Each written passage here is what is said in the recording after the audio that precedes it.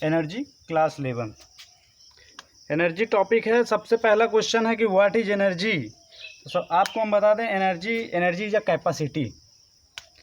किसी भी वस्तु द्वारा, किसी भी ऑब्जेक्ट द्वारा जब किसी वर्क को किया जाता है तो उस ऑब्जेक्ट की जो क्षमता होती है, क्षमता आई मीन कैपेसिटी, उसी को कहते हैं बेटा एनर्जी। अब एनर्जी को मेजर कैसे करते हैं, यानी measurement of energy. Measurement of energy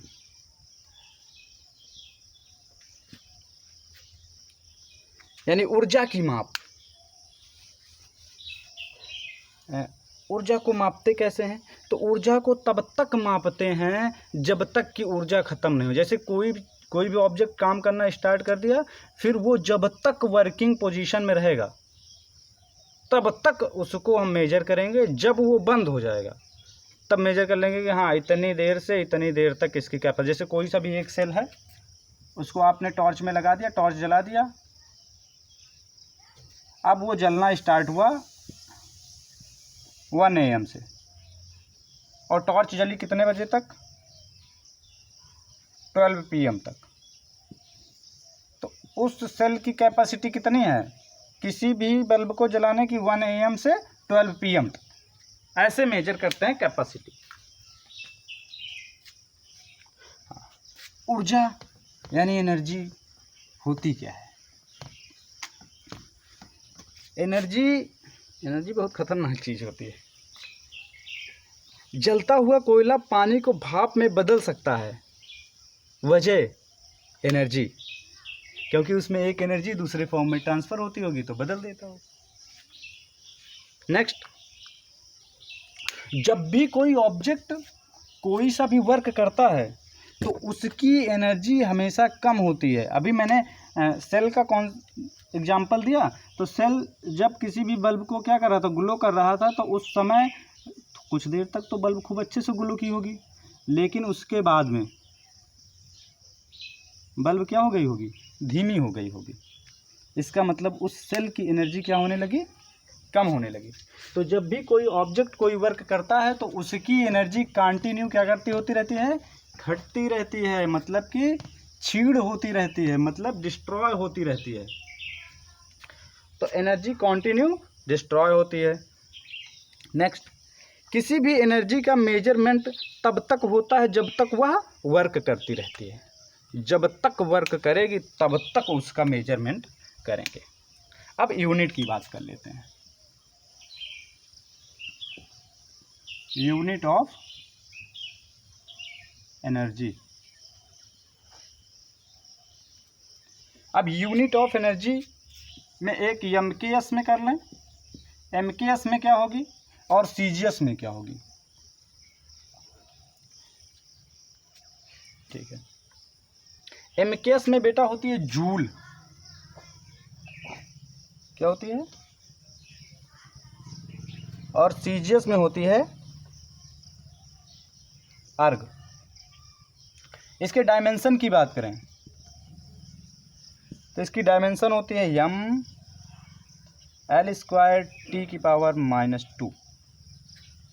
ठीक है, mL²T⁻²,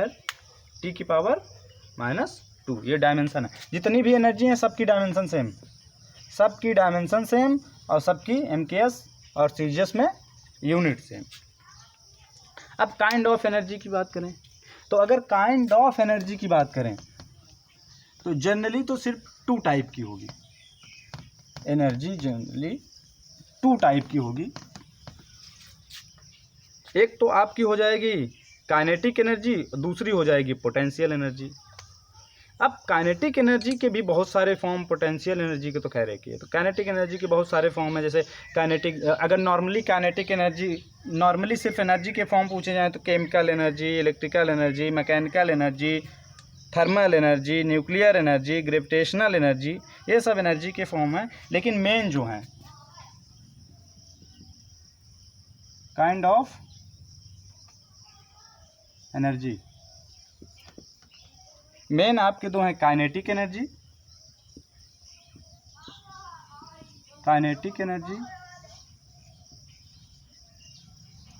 और सेकेंड है आपका पोटेंशियल एनर्जी।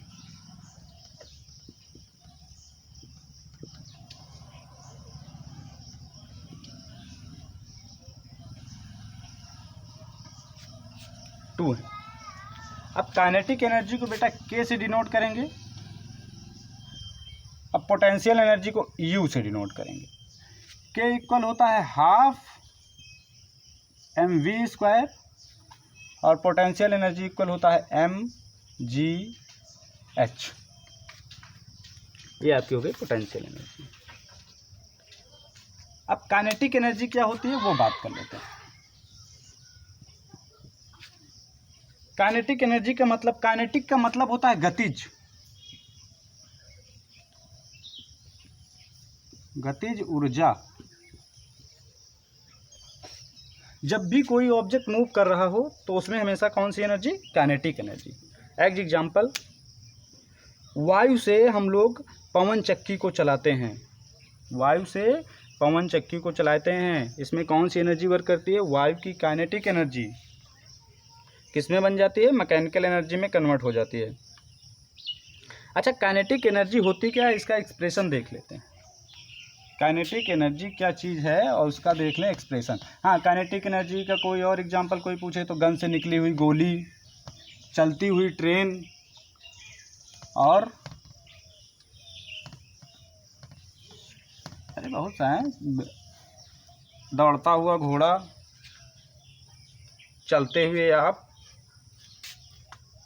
कोई भी चीज़ अगर मूव कर रही है तो उसमें कौन सी energy? Kinetic energy. Expression of kinetic energy, expression of kinetic energy. Kinetic energy को हम शॉर्ट फॉर्म में लिखेंगे के ई, ठीक है, K for kinetic, E for energy. M mass का, मास क्या है? एम मास का कोई भी ऑब्जेक्ट अगर मूव कर रहा हो और वो मूव करना स्टार्ट करता है अपने विरामावस्था से, मतलब कि जब वो रुका हुआ था, मतलब कि उसकी जो इनिशियल वेलोसिटी थी वो थी 0 और उस पर कोई वेरिएबल फोर्स एक्ट कर रहा है। एक कोई भी ऑब्जेक्ट है, पहले ये रुका हुआ था, अब इस पर कोई फोर्स लगना स्टार्ट हुआ, पहले कम लगा, फिर ज़्यादा लगा, फिर कम लगा, फिर ज़्यादा लगा, कुछ इस टाइप से लग रहा है। यानी फोर्स कैसा वर्क कर रहा है? वेरिएबल फोर्स वर्क कर रहा है। तो बताओ किस समय तक या फिर किसी समय तक उस पर dt टाइम में डिस्प्लेसमेंट क्या हो? ds हो जाए, तो काइनेटिक एनर्जी क्या होगी, ये हमको फाइंड करना है। हमने माना कि जब किसी भी ऑब्जेक्ट पे फोर्स लगा होगा, तो जब इस पे फोर्स लगा होगा, मान लीजिए इस पे फोर्स लग गया df डिफ्रेंशिएट किसी समय में dt टाइम के लिए कोई सा फोर्स लगा और इसने डिस्प्लेस कर दिया कहाँ तक? ds तक कर लिया, तो इसने तो कुछ ना कुछ वर्क किया होगा ना। वर्क का फॉर्मूला आप लोगों को पता है क्या? W equal FD।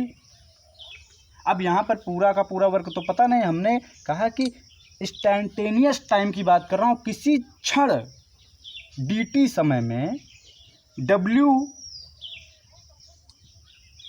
Difference W मतलब कि dW हुआ और कितना फोर्स लगा उस पर? कोई फोर्स लग गया F और उस पर डिस्प्लेसमेंट कितना हो गया? उस पर जो डिस्प्लेस हुआ वो हो गया ds। यहाँ पर d का वैल्यू हो जाएगी, d की वैल्यू हो जाएगी, d का मतलब हो जाए डिफरेंशिएट, मतलब किसी समय थोड़ा सा जो कुछ भी हो, तो इसको s बना देता हूँ। s का मतलब हो गया कि डिस्प्लेसमेंट हुआ। अब बताओ, अब यहीं से हम लोग काइनेटिक एनर्जी को फाइंड करने वाले हैं। आपको पता है कि F इक्वल होता है बेटा m में, बस वैल्यू पुट कर लेते हैं। जैसे ही वैल्यू पुट करो तैसे ही क्या बन जाएगा? dW इक्वल m में ds। अगर आपको पता है A इक्वल क्या होता है? dB अपॉन dt, ये तो होता है। A की वैल्यू रखें, dW इक्वल क्या हो जाएगा? m dB/dt। अब आपको पता है कि ds/dt क्या होता है? ds/dt होता है displacement upon time equal velocity होता है। इसको क्या बनाने वाले हैं हम? v बनाने वाले हैं। क्या बना देंगे? v बना देंगे। तो v बना देते हैं, कोई बात नहीं। ds यहाँ पर है, तो dw इक्वल क्या हो जाएगा? m dB, ये बन जाएगा आपका v, यानी इसको आप लिख सकते हो mb dB। और टाइम कैसा था? इंस्टेंटेनियस टाइम, यानी कि डिफरेंशिएट टाइम, यानी dt ले लेते हैं। क्या लेंगे? dt से कर लो दोनों तरफ मल्टीप्लिकेशन, या फिर इसका डायरेक्ट हम लोग इंटीग्रेट कर देते हैं इसको। इसका इंटीग्रेट जैसे ही करोगे, dw equal m dB v dB, इसका करो बोथ साइड इंटीग्रेट करो। m आपका कांस्टेंट है, वो बाहर आ जाएगा। v का dv के रिस्पेक्ट में इंटीग्रेशन हो जाएगा। जब इसका होगा तो ये तो हो जाएगा आपका सीधा सीधा वर्क बचेगा, इधर m बचेगा, इधर बचेगा mb²/2, क्योंकि integration v dv same object का या सेम यूनिट के साथ में जब भी कभी इंटीग्रेशन होता है, तो जो इंटीग्रेशन होता है वो कुछ इस टाइप से होता है। v इसकी जो पावर थी +1 अपॉन, यानी कि ये ऐसे लिख दो सीधा 1 + 1 इक्वल v²/2। यहाँ पर भी बन गया v²/2। अब वर्क इक्वल क्या हुआ? 1/2 पहले लिख लो, हाफ mv²। अब वर्क कितना हुआ? Half mv²। और यही वर्क तो है काइनेटिक एनर्जी, क्योंकि वो ऑब्जेक्ट क्या कर रहा था? मूव कर रहा था। तो जब वो मूव कर रहा था तो जो वर्क हो रहा तो वही तो काइनेटिक एनर्जी है। कोई भी ऑब्जेक्ट जब मूव करते करते काम करता है, तो मूव करते करते उसमें जितनी भी एनर्जी लगती है वही काइनेटिक एनर्जी होती है, जो किए गए वर्क के इक्वल होती है। ओके,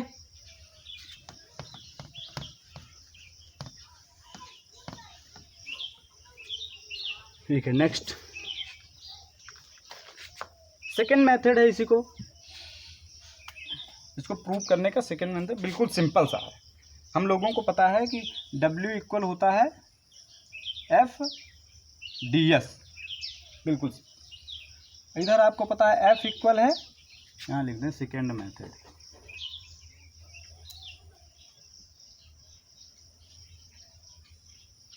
ठीक है, सेकेंड मेथड F इक्वल है में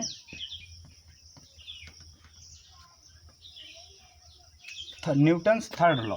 आपके एनसीईआरटी में सॉल्यूशन दिया गया होगा। थर्ड लॉ लगाना, न्यूटन का थर्ड लॉ क्या है? बोलो। थर्ड लॉ है बेटा आपका v² इक्वल u² + 2as। इसको बना लेते हैं, v² - u² इक्वल 2as। इसमें कुछ नहीं करना है, आपको तो इतना पता ही होगा। जब ऑब्जेक्ट रुका हुआ था तो u equal 0, initial velocity u equal 0, तब आपका क्या बनेगा? v² equal 2as। Very simple. यहाँ पे अब आपको कुछ करने की कोई ज़रूरत ही नहीं है, सीधा सीधा इसको इधर ट्रांसफ़र कर लो। ट्रांसफ़र करोगे तो क्या बन जाएगा भाई? v² upon 2a equal yes. तो इसको हम लोग क्या लिखने वाले हैं? Yes equal v² upon 2a। इतनी बात तो समझ में आ गई।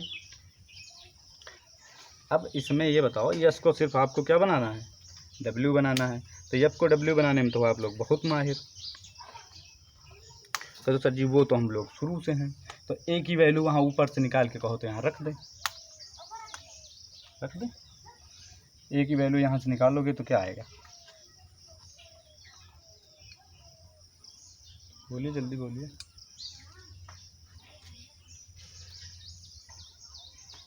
कर लिए? करो आप लोग, बताओ तो फिर हम बता दें।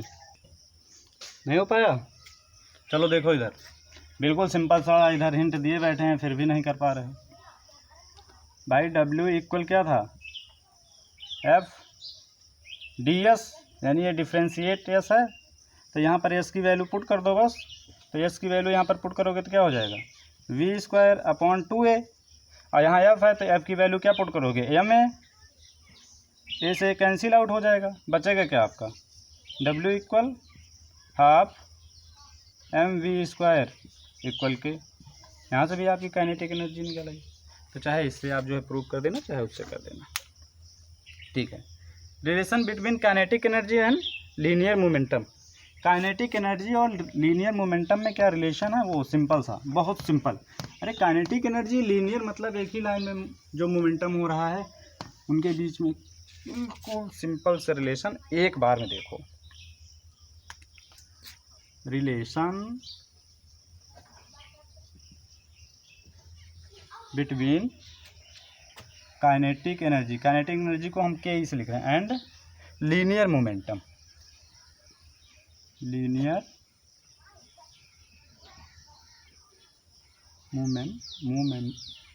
मोमेंटम। आपको पता है मास को हम लोग डिनोट करते हैं बेटा m से, वेलोसिटी को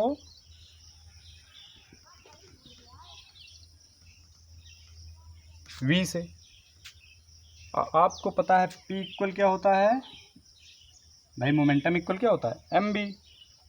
यहाँ से v इक्वल क्या हो जाएगा, p/m, बस मिल गया। और आपको पहले से पता है k इक्वल क्या होता है, हाफ mv²। अब v की वैल्यू यहाँ पर रख देते हैं, हो गया, रिलेशन मिल गया आपको, k equal half m p/m का होल स्क्वायर। तो k इक्वल हो जाएगा हाफ m p²/m², m², एक m से एक m कट जाएगा, तो बचेगा क्या, k इक्वल हाफ p²/m। तो काइनेटिक एनर्जी और मोमेंटम के बीच में ये रिलेशन है, रिलेशन आपके सामने है, देख लीजिए। इरेज करें, इसको नोट भी करते चलो साथ साथ में।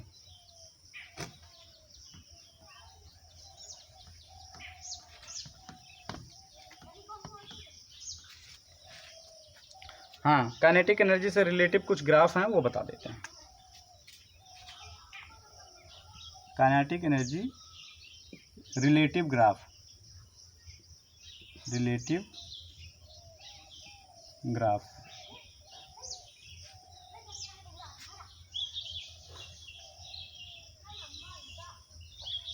ये भैया ग्राफ आपका, ये आपकी इधर हो जाएगी एनर्जी और आपकी ये हो जाएगी वेलोसिटी, एक्स एक्सिस है, और ये वाली है वाई एक्सिस। ग्राफ कुछ इस टाइप से अगर होगा, तो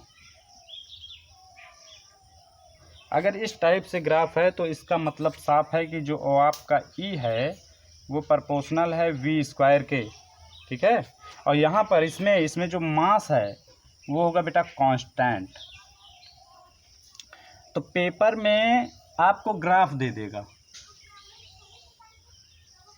देगा, पूछेगा कि कौन सा एक सही है, E proportional v², E equal p², E equal v, या ई प्रोपोर्शनल v। तो याद रखना, ग्राफ अगर कुछ इस टाइप का है तो ई प्रोपोर्शनल होगा v² के। सेकेंड और पूछ लेगा एक सेकेंड वाला, तो और सिंपल। तो सर जी पहली बार देख रहे हैं ये सिंपल कैसे है, आवाज़ नहीं करना लेकिन।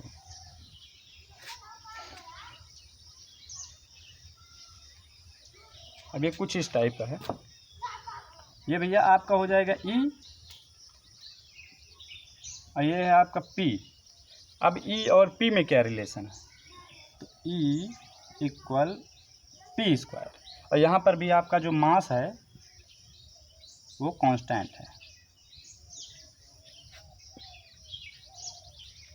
ई और पी का जो रिलेशन होता है वो होता है E इक्वल पी स्क्वायर। मास क्या है? कांस्टेंट। नेक्स्ट,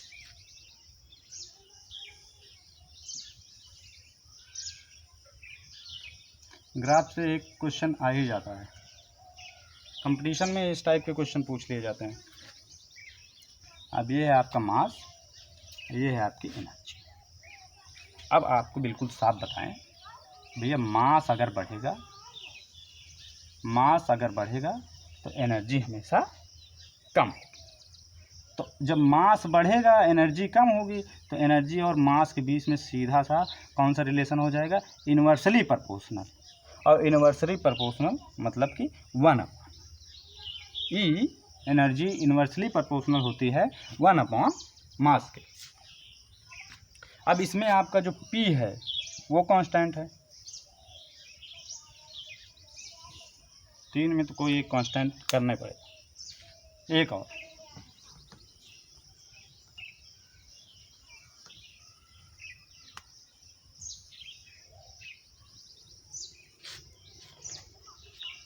ये आपकी ले लेते हैं, ये आपकी रूट एनर्जी है और ये आपका P है, मोमेंटम जिसको बोलते हो, और इसमें मास है कांस्टेंट।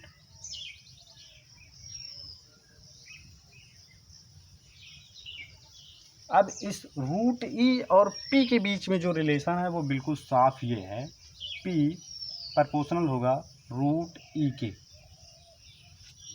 अरे पीछे पढ़े नहीं थे क्या? P स्क्वायर इक्वल होता है E के, प्रोपोर्शनल होता है। तो यहाँ से मान लीजिए आपका स्क्वायर हटेगा तो ये बन जाएगा रूट का ही। कंफ्यूज होने की कोई ज़रूरत नहीं है, ठीक। ये चार टाइप के ग्राफ इसमें से पूछे जाते हैं। 4, ये 4 के 4 क्लियर है, इसको याद कर लेना, इसको बना के याद कर लो कि कब क्या होगा। बाकी नेक्स्ट टॉपिक है आपका वर्क एनर्जी थ्योरम। बहुत पूछता है work energy theorem. Work energy theorem paper में तो पूछता है, लेकिन MCQ में विशेष नहीं पूछता है, तो सिर्फ फार्मूला ही पूछा जाता है। फार्मूला आपको पता है, फार्मूला नहीं पता तो हम बता देते हैं। वर्क एनर्जी थ्योरम का जो फार्मूला है नॉर्मली वो न्यूटन के 3rd लॉ से बनाया जाता है, और बता ही देते हैं। छोटा सा ध्यान से देखो, work energy theorem, work energy theorem में आपको न्यूटन से 3rd लॉ का यूज करके बताएंगे, बस एक ही लाइन में आ जाएगा। न्यूटन 3rd लॉ क्या था? V square equal U square plus 2AS। चाहे 2AS लिखो या फिर 2AD लिखो, आपके दिमाग में जो है वो लिख लो। तो D लिख दें भाई, डिस्प्लेसमेंट है, एक्सीलरेशन है, दोनों में डायरेक्शन है, तो डायरेक्शन है तो साइन लगा दिए, कोई दिक्कत थोड़ी।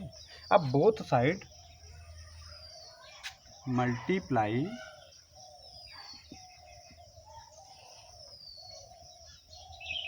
Both side 1/2। 1/2 से जब मल्टीप्लाई करोगे तो हो जाएगा half V square equal half U square plus half 2AD। 2 से 2 कैंसिल आउट हो जाएगा, इसको एक तरफ कर लो तो ये क्या बन जाएगा? Half V square minus half U square equal AD। एक काम और कर लें साथ में इसमें हम लोग यम से भी मल्टीप्लाई कर लें। अब यहाँ पर multiply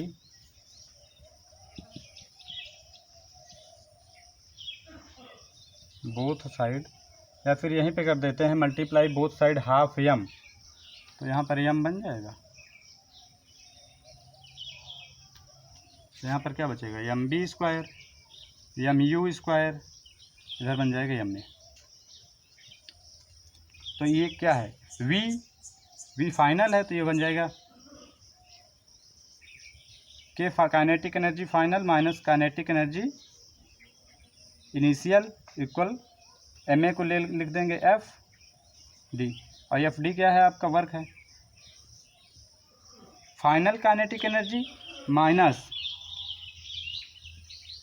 initial kinetic energy equal होता है डब्ल्यू के। ये वर्क एनर्जी थ्योरम है।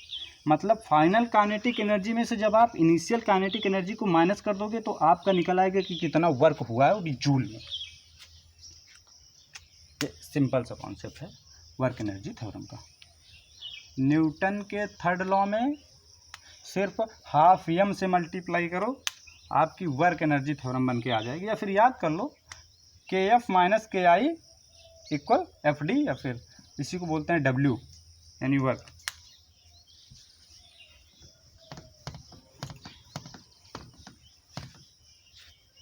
नेक्स्ट टॉपिक है, नेक्स्ट टॉपिक सिंपल सा आपका बचा हुआ है कॉन्सेप्ट ऑफ पोटेंशियल एनर्जी। तो पोटेंशियल एनर्जी को मैं आपको बता दूं, पोटेंशियल एनर्जी U से डिनोट करते हैं और U इक्वल होता है mgh। यहाँ पर m है मास, g है ग्रेविटेशनल फोर्स जिसकी वैल्यू होती है 9.8 मीटर पर सेकेंड स्क्वायर, और दूसरा आपका है h आपकी है हाइट। ठीक, अब पोटेंशियल एनर्जी की बात करते हैं। पोटेंशियल एनर्जी का जो फॉर्मूला है वो है U इक्वल mgh, और इसका जो डायमेंशन है तो डायमेंशन इसकी होती है भैया m l स्क्वायर t की पावर -2। हमने बताया जितनी भी एनर्जी हैं सबकी डायमेंशन सेम है, तो डायमेंशन इसकी मिल गई। और इसकी जो यूनिट है वो है जूल, JOULE जूल, ये है यूनिट। ठीक है, कंजर्वेशन ऑफ एनर्जी। इस अब ये कह दो पोटेंशियल एनर्जी सर जी मिलते किस में है, तो पोटेंशियल एनर्जी मिलती है स्प्रिंग में। स्प्रिंग में पोटेंशियल एनर्जी होती है, तभी तो उसको चाहे जितना खींचो और छोड़ दोगे तो फिर अपनी जगह पे। तो पोटेंशियल एनर्जी का ये काम होता है कि वो उसी जगह पे फिर से आने की कोशिश करती रहती है। तो किसी भी आदमी के अंदर अगर पोटेंशियल एनर्जी डाल दोगे तो वो एक ही जगह पे बैठे रहने की कोशिश करेगा, किसी में डालना नहीं। लेकिन बाबा लोग डाल देते हैं, कहते हैं कि ऐसा बच्चा मंत्र मार दूंगा फूंक के तो हमेशा मेरे पास आते हुए भागते फिरोगे, लेकिन ऐसा कुछ होता नहीं है। कंजर्वेशन ऑफ एनर्जी,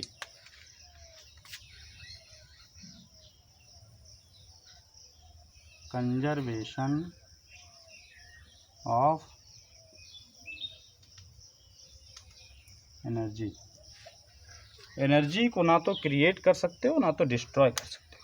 मतलब कि ना तो नष्ट किया जा सकता है और ना ही पैदा किया जा सकता है। मतलब जितनी भी एनर्जी है सिर्फ उसको एक फॉर्म से दूसरे फॉर्म में कन्वर्ट किया जा सकता है। जैसे पोटेंशियल एनर्जी को मैकेनिकल एनर्जी में भी हम लोग कन्वर्ट कर देते हैं, काइनेटिक एनर्जी को भी मैकेनिकल एनर्जी में कन्वर्ट कर देते हैं। काइनेटिक एनर्जी जैसे वायु की काइनेटिक एनर्जी है, काइनेटिक एनर्जी को पवन चक्की लगाए, उससे उसका जो पर पंखा नाचा, ये आपकी हो गई पवन चक्की। यहाँ पे लगे हुए हैं फैन, ये मूव करने लगे। यहाँ से लगा हुआ है भैया सापट, यहाँ पर चाहे आप टरबाइन लगा दो तो बिजली बनेगी, पुली पे चढ़ा दोगे तो कोई सा भी मशीन चलेगी। मतलब कि काइनेटिक एनर्जी को किस में बदल दोगे, मैकेनिकल एनर्जी में। इस तरह से बदलते हैं काइनेटिक एनर्जी को मैकेनिकल एनर्जी में। जैसे हम लोग कोई फूड खाते हैं, फूड ईट करते हैं, तो फूड में जितने भी माइक्रो न्यूट्रिएंट्स होते हैं उनका सबका यूज करके हम किस में उसको बदल देते हैं, ग्लूकोज में। और ग्लूकोज ही हमारे अंदर जाता है तो एनर्जी का काम करता है। अब बात कर ले कंजर्वेटिव फोर्स। कंजर्वेटिव फोर्स जब किसी बंद क्लोज ऑब्जेक्ट के अंदर हो, जैसे मान लो गैस सिलेंडर,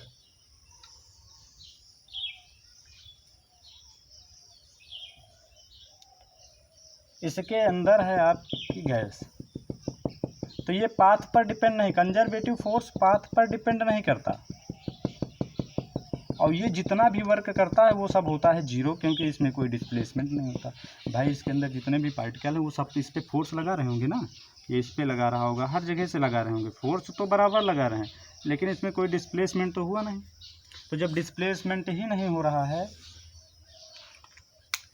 तो मतलब ही साफ है, वर्क क्या है, वर्क है जीरो। मतलब कि जो कंजर्वेटिव फोर्स होता है उसको जो भी वर्क करता है वो सब होता है जीरो, और इसका जो रास्ता है वो पथ पर डिपेंड नहीं करता। ठीक है, नेक्स्ट बात कर, हाँ एज एग्जांपल जैसे ग्रेविटेशनल फोर्स एग्जांपल हो गया इसका। ग्रेविटेशनल फोर्स बहुत बड़ा एग्जांपल। ग्रेविटेशनल फोर्स हमेशा फोर्स लगाता है, हमारे ऊपर फोर्स लगा रहा है, बोर्ड के ऊपर फोर्स लगा रहा है, मार्कर के ऊपर फोर्स लगा है, लेकिन कुछ कर पा रहा है, नहीं कर पा रहा है। पाथ पर डिपेंड भी नहीं कर रहा है, हर जगह लगाए पड़ा है। यहाँ तक कि सन पृथ्वी पे लगा, अर्थ पे लगा रहा है, अर्थ मून पे लगा रही है, ना तो मून अर्थ की तरफ आ रहा है, ना मून सन की तरफ, कोई कहीं नहीं है, सब अपने अपने एक्सिस पे मूव कर रहे हैं। इसका मतलब है साफ है कि जो ये कंजर्वेटिव फोर्स है, इसके द्वारा किया गया कार्य क्या है, जीरो है। तो कंजर्वेटिव फोर्स का अगर कोई कंजर्वेटिव एनर्जी, कंजर्वेटिव अगर फोर्स की कोई बात करे, पूछे एग्जांपल, तो सबसे बड़ा एग्जांपल है आपका ग्रेविटेशनल फोर्स। अगर कोई कहे कि जो मून है वो, अगर मून पर अर्थ फोर्स लगा रही है तो मून को अर्थ की तरफ आना चाहिए, लेकिन नहीं आ रही है। वजह क्या है, तो अर्थ जो फोर्स लगा रही है मून पे वो कंजर्वेटिव फोर्स, इसीलिए नहीं आ रही है। दूसरा एक और वजह थी, ये है मून, ये है आपकी अर्थ, अर्थ इस पर फोर्स लगा रही है, अपनी तरफ खींच रही है, लेकिन खींच किससे रही है, 90 डिग्री एंगल पे। ये भाई बहुत बड़ा सरफेस है ना, तो इसके इस पॉइंट पे, जिस पॉइंट पे लग रहा है उस पर 90 डिग्री, तो परपेंडिकुलर में कोई भी फोर्स अगर लगाओगे तो वर्क नहीं होगा। एक वजह ये भी है, दूसरी वजह साफ ये है कि ग्रेविटेशनल फोर्स ही लगा रही है, और ग्रेविटेशनल फोर्स कंजर्वेटिव फोर्स है, ये पाथ पर डिपेंड नहीं करता, और इसके द्वारा किया गया वर्क क्या होता है, जीरो होता है। सेकेंड बात कर लें non conservative force. Non conservative force अगर है, कैसा भैया, नॉन कंजर्वेटिव अगर फोर्स है तो उस पर जैसे ही हम फोर्स लगाएंगे तो वर्क कुछ ना कुछ जरूर होगा, या तो पॉजिटिव होगा या फिर नेगेटिव होगा। भाई परपेंडिकुलर लगा दोगे तो फिर नहीं होगा, फिर चाहे नॉन कंजर्वेटिव हो चाहे कंजर्वेटिव हो, परपेंडिकुलर पे कुछ नहीं होने वाला। हाँ, लेकिन अगर परपेंडिकुलर नहीं है तो फिर वर्क होगा। मतलब कि नॉन कंजर्वेटिव के द्वारा किया गया कार्य जीरो नहीं होता, कुछ ना कुछ होता है, या तो पॉजिटिव होता है या तो नेगेटिव होता है। दूसरा, ये पाथ पर डिपेंड नहीं करेगा। एग्जाम्पल में फ्रिक्शन फोर्स, फ्रिक्शन फोर्स अपना वर्क करता है, पाथ पर डिपेंड नहीं करता, वो हर जगह अपना वर्क करेगा, और जब करेगा तो कुछ ना कुछ वर्क को क्या करेगा, कम ही करेगा। जितना आप फोर्स लगाओगे उतना वर्क नहीं होने वाला, उसमें कुछ कम ही होगा। अब बात कर लेते हैं पावर की। पावर बहुत बड़ा कॉन्सेप्ट। पावर दिखाते हैं ना लोग, कहते हैं दिखाएं तुमको अपनी पावर बेटा। तो पावर का मतलब होता है शक्ति, जिसको हम लोग बोलते हैं स्ट्रेंथ। क्या बोलते हैं, स्ट्रेंथ, ताकत, सामर्थ्य। अब पावर क्या है, तो किसी भी वर्क को डन करने की रेट को हम लोग कहते हैं भैया पावर। तो पावर इक्वल होता क्या है, पावर को पी से डिनोट करेंगे, पावर इक्वल होता है वर्क अपॉन टाइम। मतलब किसी भी वर्क को करने का जो रेट होता है, जो टाइम होता है, उसको बोलते हैं पावर। जैसे कि आप 5 सेकेंड में 30 मीटर दौड़ लेते हो, तो 30 मीटर आप दौड़ लेते हो 5 सेकेंड में, तो ये आपकी पावर है कि आप 30 मीटर 5 सेकेंड में दौड़ ही लोगे। ये होती है पावर। पावर की बात करते हैं, पावर के साथ बताते हैं पावर की यूनिट क्या होती है। MKS में इसकी यूनिट क्या होगी, ये पूछा जाए तो MKS पूछता है या फिर CGS में पूछता है। तो अगर पावर की MKS में पूछेगा तो MKS में इसकी होती है भैया वाट।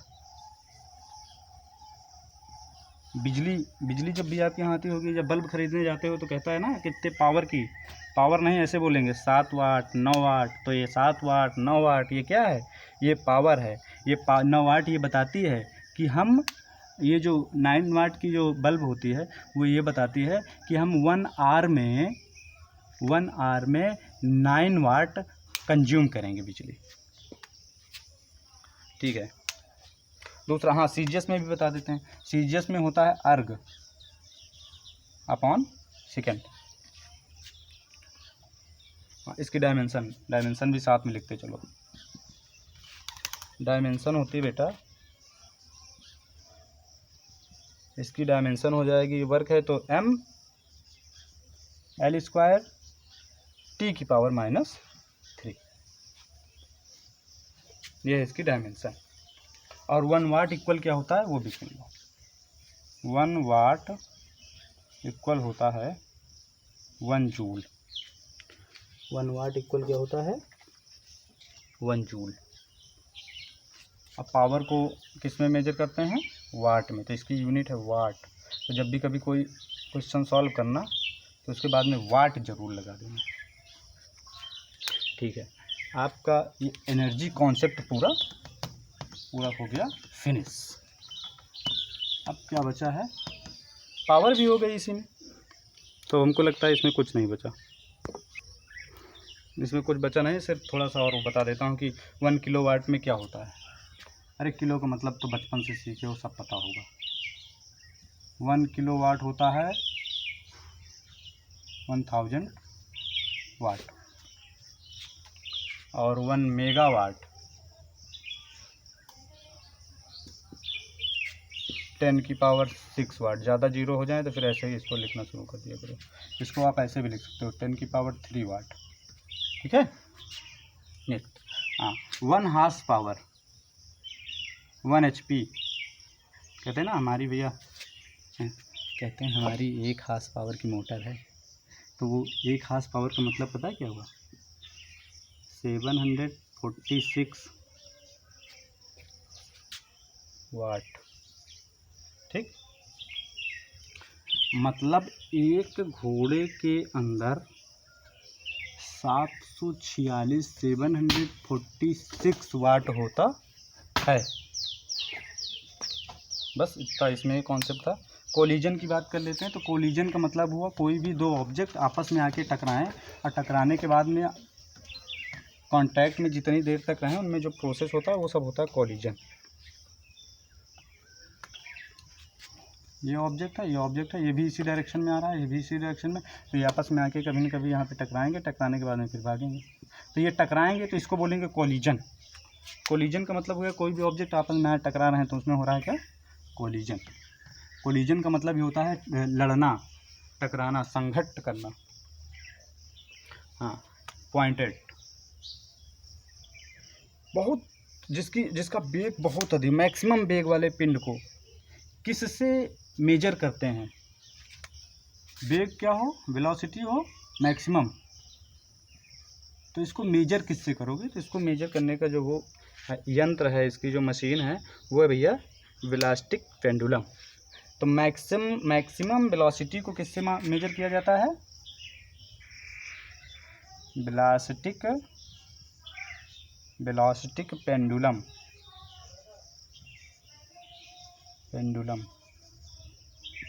मैक्सिमम वेलोसिटी को मेजर करते हैं किससे, वेलोस्टिक पेंडुलम से। ठीक है, इसको नोट कर लो।